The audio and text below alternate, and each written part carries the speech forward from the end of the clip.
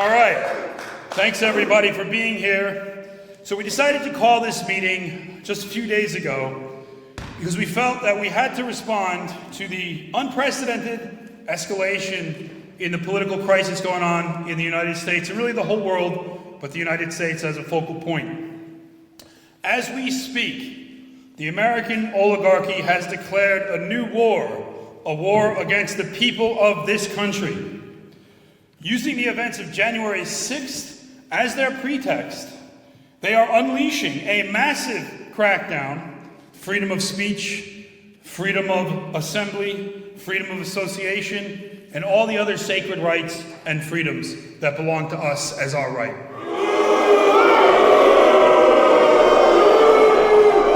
This is a new level of political repression in America that we haven't seen in generations. An entire class of people, working people, white people, are being declared enemy terrorists by the system itself. The overblown statements of the media concerning the protests on Capitol Hill about a violent insurrection, a white terrorist mob. We've all heard this, I don't know how many times. It's been an incessant refrain for the last 3 weeks. These are absurd on their face, but they do serve a purpose for the people in power. They serve the purpose of being talking points that are seeded by the media, spread by social influencers online, and ultimately repeated by liberal sheep who, once they have repeated them, convince themselves it's their own opinion. This is how the big lie works. We've all heard about the propaganda technique of the big lie. We're seeing it in action right now. This is how the big lie becomes the new status quo viewpoint that everyone in the country is now expected to repeat, or if they don't want to repeat it, at least keep their mouths shut, but even that is going to be suspect. This new status quo is the ideological justification for what is now effectively a one-party state. Both the Republican and the Democrat wing of the Zionist media march in locksteps with the talking points that they have been given. Similar to previous totalitarian systems that we all heard about, USSR, Poland, Hungary, all the red terror regimes of the past, the government is inculcating a snitch culture. They want people informing on their neighbors, informing on their friends, informing on their family members. The worst stories, the worst horror stories we hear about a totalitarian government, what are they? Children informing on their parents to the authorities for thought crimes. The horror story we thought was long past, can't happen here in America, it's happening. We just saw a young woman, young teenage girl who had been brainwashed by homosexual activists into ratting out her own mother for attending a Trump protest on January 5th.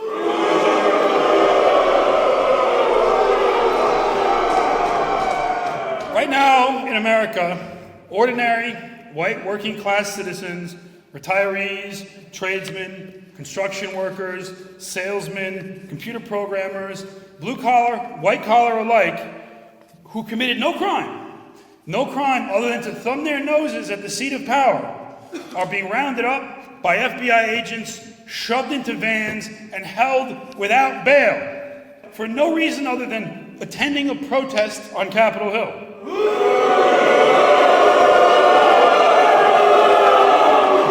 Michael Sherwin, the Jewish Attorney General of Washington, D.C., told us in a press conference last week that he was organizing a strike force. It's an interesting term to use for a group of lawyers. A strike force of attorneys who are going to be tasked with stacking as many possible felony charges that they can on these protesters. These FBI agents are being accompanied in the raids on the homes of ordinary Americans by the jackals of the news media, eager to catch every detail of the person's humiliation, publish videos online so that sadistic liberal extremists can jeer at them. It's disgusting! It's disgusting! We've been told about the horrors of a state-run media all our lives. But I'm saying a media-run state is far worse.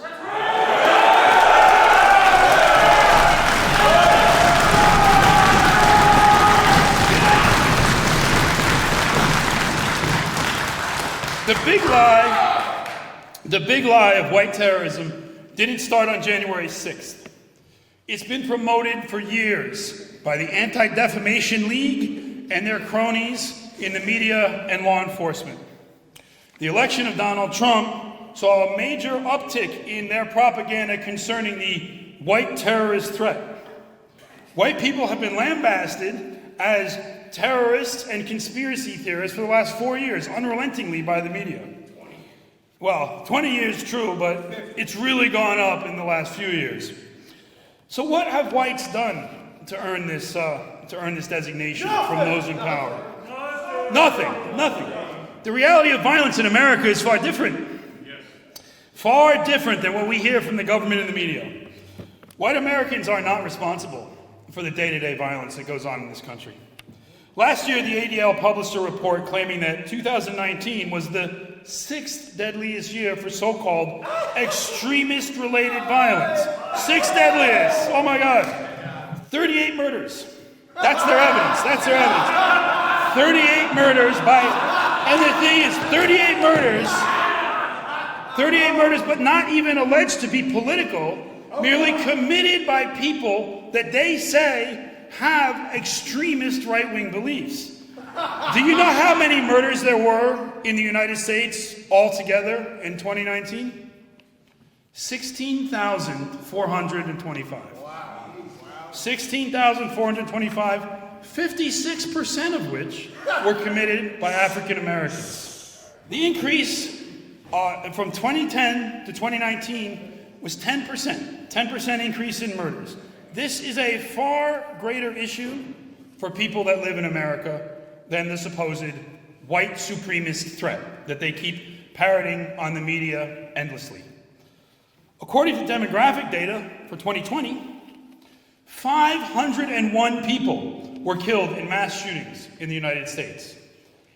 73% of the perpetrators of these shootings were black. Only 13% of them were white, a fact which is completely at odds with the white mass shooter myth that we hear endlessly repeated again and again. Are you catching a theme here? White people are endlessly slandered in the Jewish media in America. Endlessly slandered!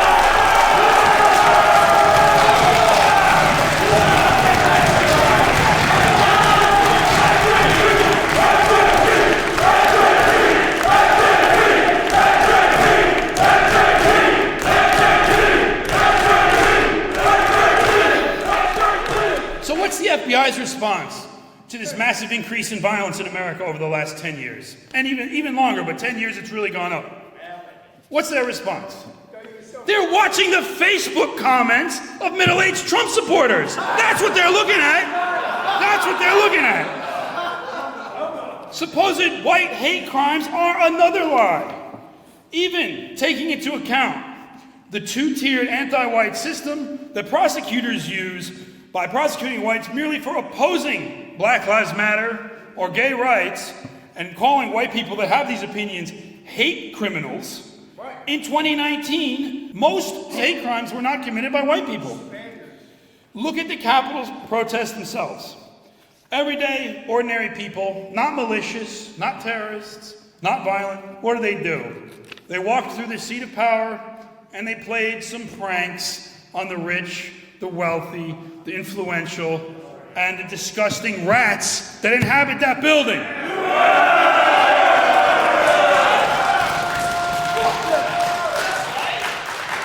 This is currently being compared to 9/11. Now, this supposed angry mob of terrorists, the most interesting thing about this angry mob of terrorists actually obeyed and stayed within the rope line when they walked through the statuary in the Capitol building. So I had an idea.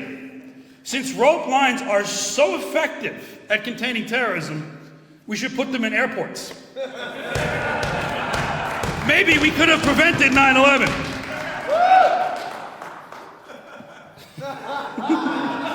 And not only that, not a single statue, unlike what we saw this summer, not a single one of the statues or paintings in that room was vandalized or ruined. In fact, the people showed a lot of respect for those artifacts.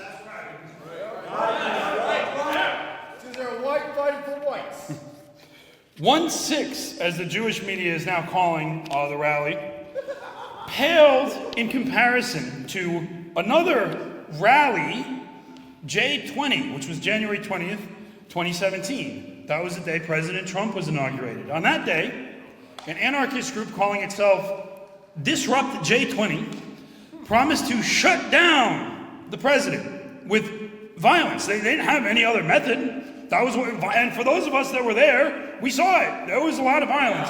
Broken shop windows, pedestrians attacked, fighting with police. They even blew up a car. They blew up a car, and yet, the FBI says nothing.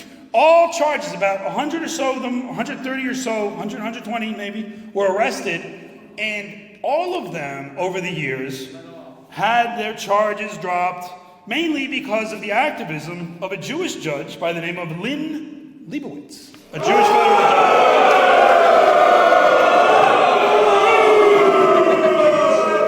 So the people complaining about the sharp difference in the treatment of the Capitol Hill protesters as related to the Black Lives Matter protesters are correct, but not in the way they intend. In fact, the truth is just the opposite of what they're trying to say. They're turning reality on its head in order to preserve the left-wing, anti-white conspiracy theories that their political narratives subsist on. White privilege being the main one. White privilege, a slanderous conspiracy theory that claims, without any evidence, that white people, on account of their race, are better treated in America than other people. That's just clearly wrong. White people are the only group that it is officially, legally sanctioned to discriminate against. The Black Lives Matter rioters were greeted by police with a bent knee. The Trump protesters were sadly greeted with live ammunition that killed one innocent woman, Ashley Babbitt, and by such large volumes of tear gas and other chemical agents that 3 people passed due to medical emergencies, and one Capitol Police officer, who was himself apparently a Trump supporter, Officer Sicknick, also died of a chemical agent, according to the coroner. Of course, the New York Times lied and said he was attacked with a fire extinguisher. No evidence has been submitted to support that. No coroner's report. No one's been able to see his body. It's just a lie that was made up, attributed to some official, and now it's considered canon in the media. But it's a lie. It's a slander. It's not true. Law enforcement never inflicted these kind of casualties on Black Lives Matter. Just the opposite. Just the opposite. The injury and death, over 50, I believe, at this point. We don't have an exact count because the media refuses to count it, and we just don't know. It could be more than we know. But this was not the result of the police or the state. This was a result of the anarchists and the black rioters themselves. And the FBI's lenient treatment of these people really shouldn't surprise anyone. For those of us that have been in this movement and doing this for a long time, we've seen FBI collaboration with anarchists for so long that it's amazing to us sometimes that anarchists themselves don't see it. It's like, do you understand? Do you understand what you are? Like, no one cares about your anarcho-communist ideology. That's just silliness. You're just there so the police don't have to take any hits when they go out to put us down.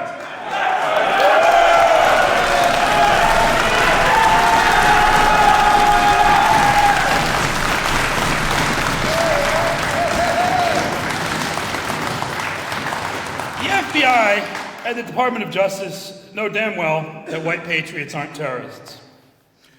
What angers them is that we have the nerve to oppose the unending torrent of liberal propaganda, the gay flags everywhere, the Black Lives Matter flags everywhere, the waves of black crime that we can't talk about, that people losing their jobs for talking about, the basic truths of everyday social life that we can't talk about unless we get the full force of the system brought down upon us. They're just tired of us. They're tired of us and our free speech, our Second Amendment, all these rights that they consider antiquated. Well, we still hold them sacred, and that's why they're so mad. That's why they want to get rid of us.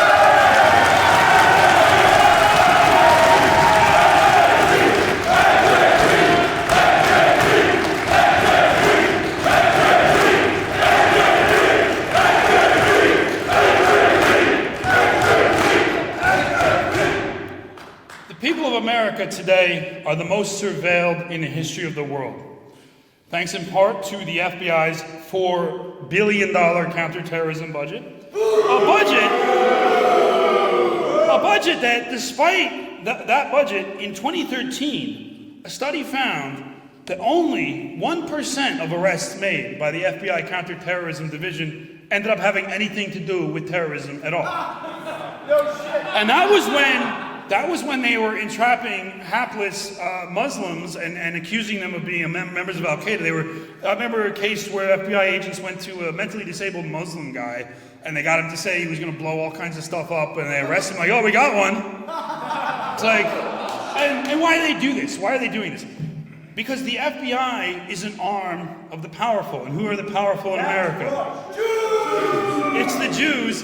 And if they need, for some reason, to incite Americans against Muslims for a foreign policy adventure, well, that's the go-to. But right now, it's whites that are the enemy. So we can probably guess that it's even lower than 1% today. Certainly, none of those people arrested for the Capitol Hill protest are terrorists. Does anyone think Richard Barnett, the working class white guy, he dared to put his working man's boots up on holy Nancy Pelosi's desk? Does anybody think he's a terrorist?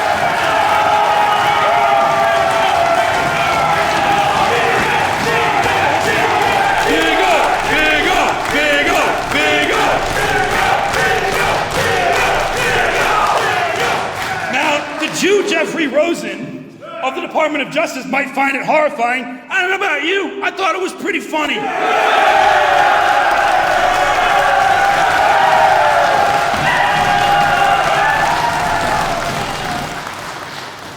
It's the Anti-Defamation League and not the American people that set the priorities for the Federal Bureau of Investigation. Thanks to their billionaire members who together donate more than half of all funds to both Democrat and Republican parties.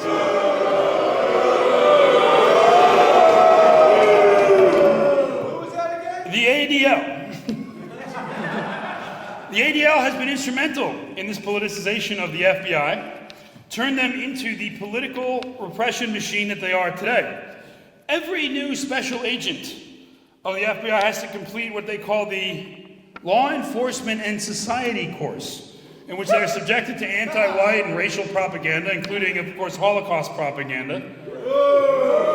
This indoctrination can actually be seen when FBI agents wear their uniforms to participate in homosexual pride parades and Black Lives Matter rallies. Now, do you ever see FBI agents in uniform at the March for Life? At a Second Amendment protest? At an anti-war protest? If you know they are there, why are they there? To surveil normal Americans exercising their constitutional rights.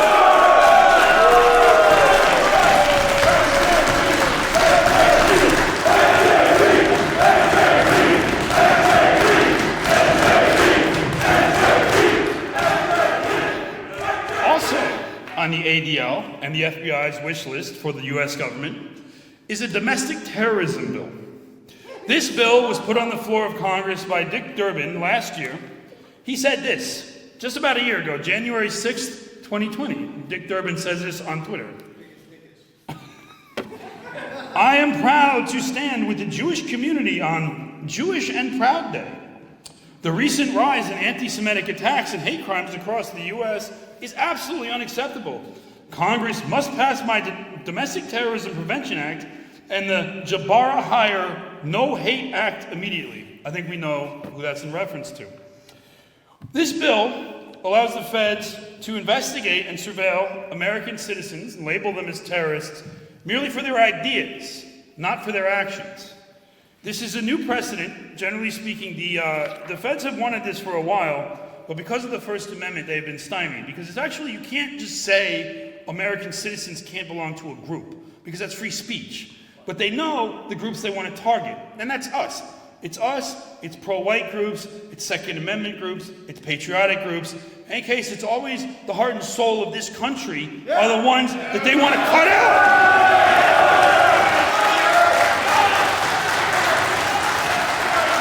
Despite committing actual acts of mass violence Antifa and Black Lives Matter don't have anything to fear from this new bill. This bill will give the ADL, who also controls those movements, it will give them the ability to directly dictate to the US government which ideologies, which groups, and which individuals must be labeled terrorists, and therefore who they have to arrest and jail merely for what they think and say.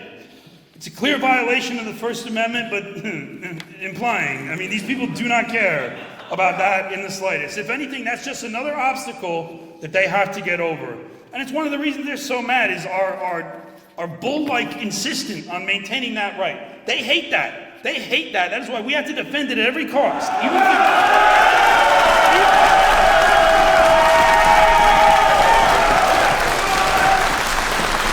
hysterical propaganda about the 1-6 rally is designed partly, there's a lot of other reasons for it, but part of it is to create the ground, to sow the seeds for actually passing this bill in Congress, and I expect that it is likely to be passed by the Biden administration and signed by our wonderful president. So we have to vociferously oppose this bill, even if it feels like it's a losing battle, even if it feels like it's hopeless. We have to stand up for our birthright. Freedom is our birthright.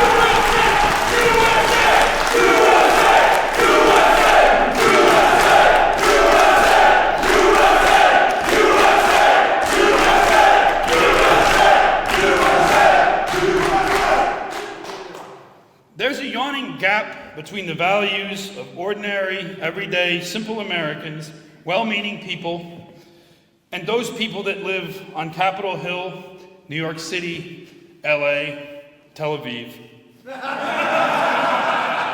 In the last 4 years, the gap has only widened. Rather than actually sitting down and talking to us, to the true American people, they first ignored us, then they mocked us, and now they've decided they openly just want to destroy us. But solidarity beats all of this. It's a scary time. It's very scary. This is repression unlike what we've ever seen. Even after Charlottesville, this is another level. But we don't have any choice now. That's the one good thing about it. We don't have any choice. The only thing we can be is solid.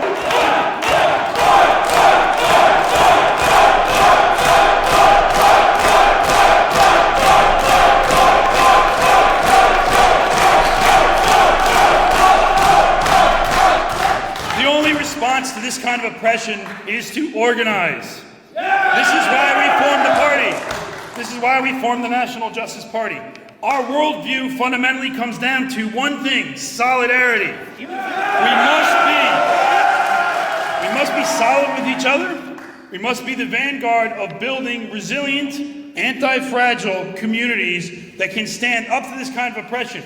America is so alienated, so atomized, everyone's alone. People don't know if they can trust or even know or speak the same language as their neighbors. They don't know, there's no churches anymore for people to rally around as a social nexus. They don't have this stuff anymore. It's all gone. It's all taken from us. It was all taken from us. So we have to take it back.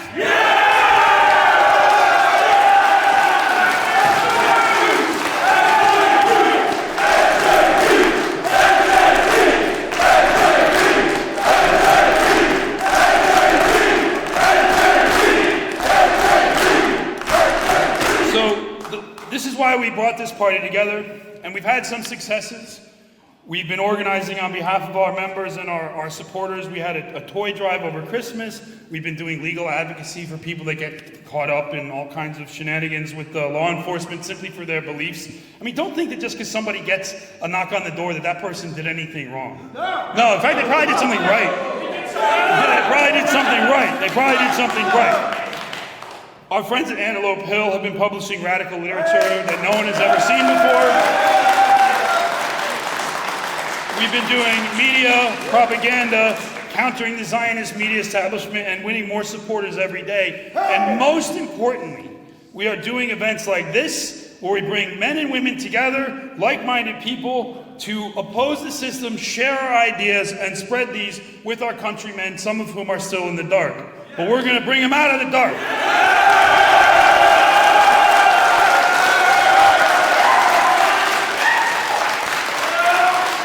It's only through courage and solidarity that we will be able to force a peaceful change in this country. Brotherhood and moral courage will win us the final victory. This fight isn't going to be easy. They're going to lie about us. They're going to demonize us. They're going to try and set us against each other. They might even put us in jail. They might even try to kill us. This fight isn't going to bring us money. It's not going to bring us prestige with the current system, but we do it because we'd hate the people we'd otherwise be.